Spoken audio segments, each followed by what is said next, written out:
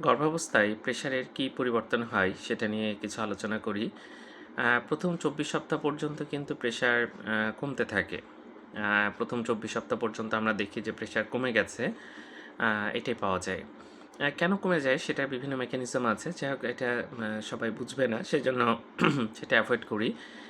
এরপরে ২৪ সপ্তাহ পরে কিন্তু আবার প্রেশার বাড়তে থাকে এবং ডেলিভারি পর্যন্ত এই প্রেশারটা বেড়ে থাকে। ডেলিভারির পরে আবার দেখা যাচ্ছে প্রেশার কমে যায়। তবে বাচ্চা হওয়ার ৩-৪ দিন পরে আবার প্রেশার বাড়তে পারে।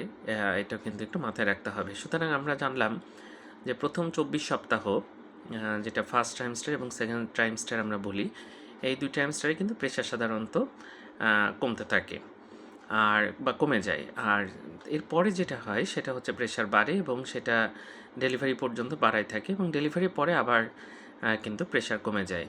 তো যাই হোক গর্ভাবস্থায় প্রেশার চেক করাটা খুব জরুরি, কারণ এক্লামশিয়াতে কিন্তু প্রেশার বাড়ে এবং সেটা সঠিক চিকিৎসা না হলে কিন্তু রোগীর অবস্থা খারাপ হয়ে যেতে পারে।